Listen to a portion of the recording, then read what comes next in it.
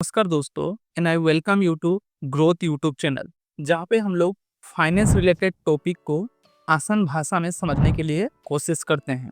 आज का जो ये वीडियो होगा ये एक वीडियो नहीं होगा, इसको आप ऐसे कोर्स देखिए जैसे हम लोग स्कूल में सब्जेक्ट पढ़ते हैं और सब्जेक्ट के अंदर होता है चैप्टर। ये टेक्निकल एनालिसिस जो होगा ये एक सब्जेक्ट है। इसके अंदर हम लोग चैप्टर यानी चार्ट क्या होता है, कैंडलस्टिक क्या होता है, पैटर्न क्या होता है, trend, indicator, demand, supply, zone, हर तरह का चीज को पढ़ेंगे वन बाय वन। लेकिन आज के वीडियो में क्योंकि ये हमारा पहला वीडियो है टेक्निकल एनालिसिस का, तो इसमें हमारा फोकस रहेगा हमें टेक्निकल एनालिसिस पढ़ना क्यों चाहिए और टेक्निकल एनालिसिस का सही इस्तेमाल किया कैसे जाता है। इसके अलावा टेक्निकल एनालिसिस का पता होते हुए भी 91% लोग मार्केट में लॉस क्यों करते हैं। तो पहले समझते हैं टेक्निकल एनालिसिस हमें फायदा क्या देता है। तो पहली बात देखिए, टेक्निकल एनालिसिस हमें राइट एंट्री और राइट एग्जिट करने में हेल्प करता है। आप कुछ स्क्रीन में देख रहे हो, कोई स्टॉक को देख रहे हो, तो वहां पे आपको एंट्री लेने के लिए एक तो ये रास्ता है कि आप फंडामेंटली वो स्टॉक को एनालाइज वगैरह कर रहे हो। लेकिन फंडामेंटली जब मैंने बात किया तो इन्वेस्टिंग के लिए देखा जाता है।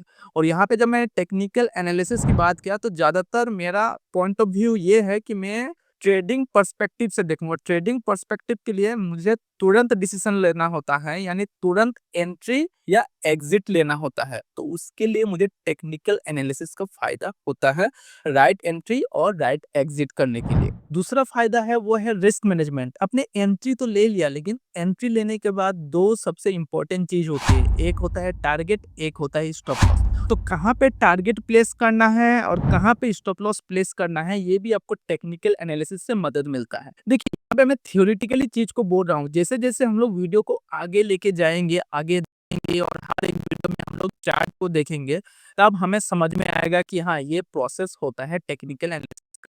तीसरा फायदा ये है कि को कोई न्यूज़ वगैरह देखना नहीं होता with in the perfect time. क्योंकि अब अगर आप फंडामेंटल एनालिसिस करने बैठ जाओगे तो आपको कंपनी का बैलेंस शीट, कंपनी का कैश फ्लो स्टेटमेंट, तो ये बहुत बड़ा लंबा प्रोसेस हो जाता है।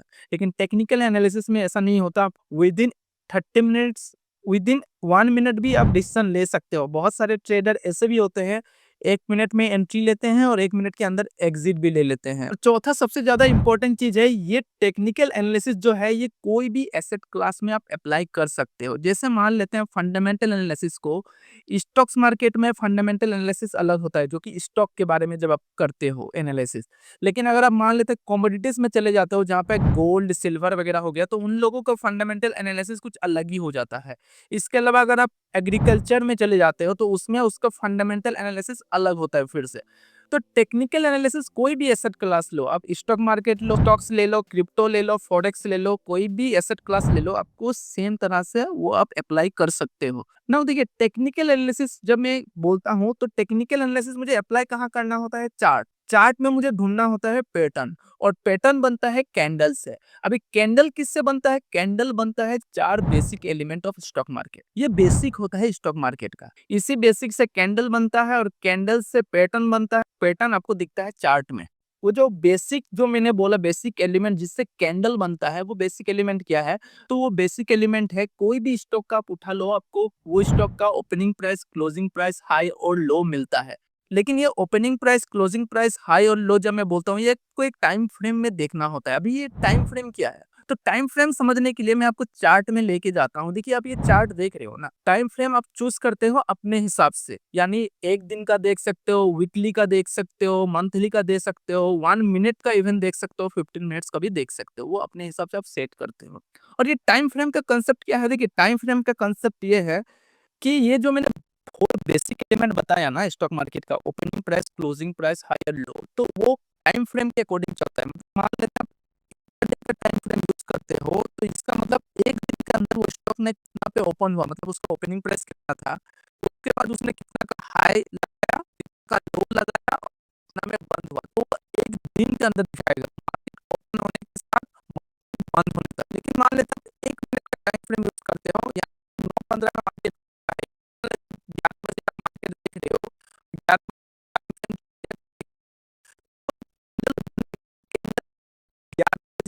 ओपन कितना पे हुआ और 11 बजे 1 मिनट क्लोज कितना पे हुआ, वो आपको दिखेगा। 11 बजे 1 मिनट के अंदर कितना का लो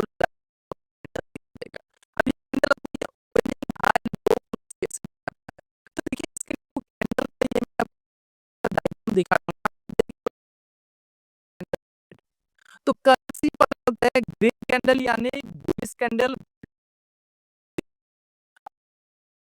अब देख रहे हो बीच में रेक्टेंगुलर पार्ट है जो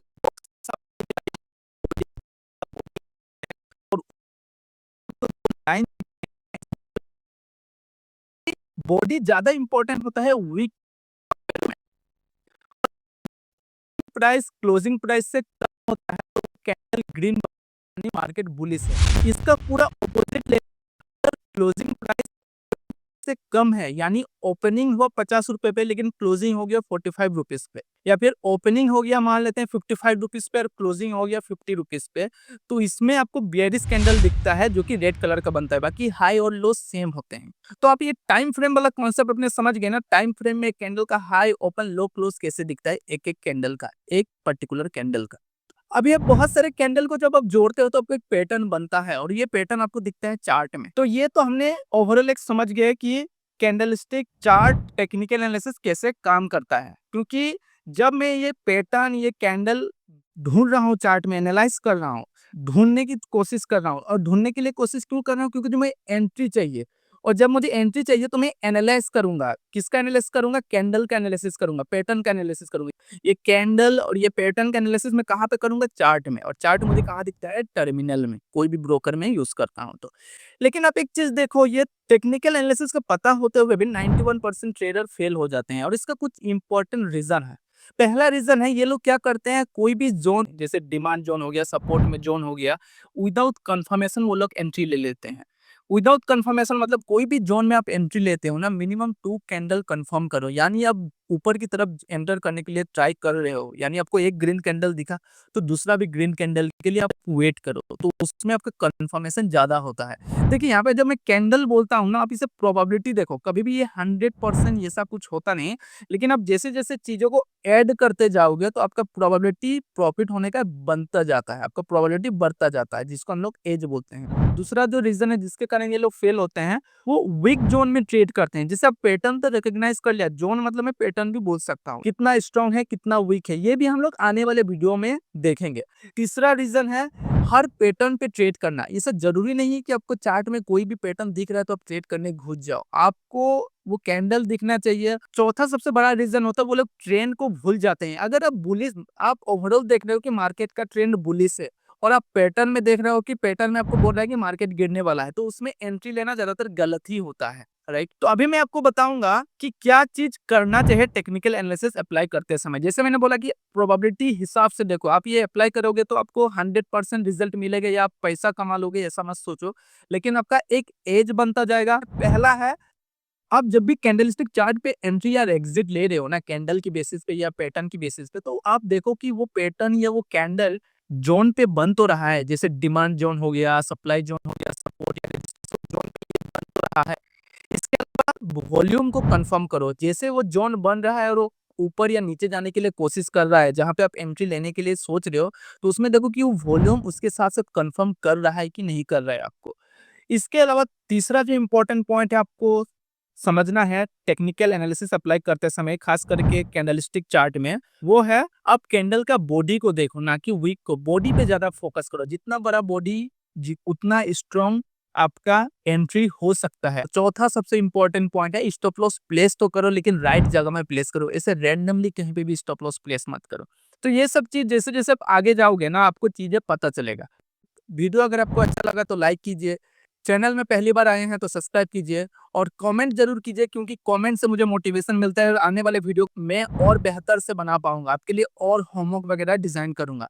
तब तक के लिए जय हिंद, थैंक यू।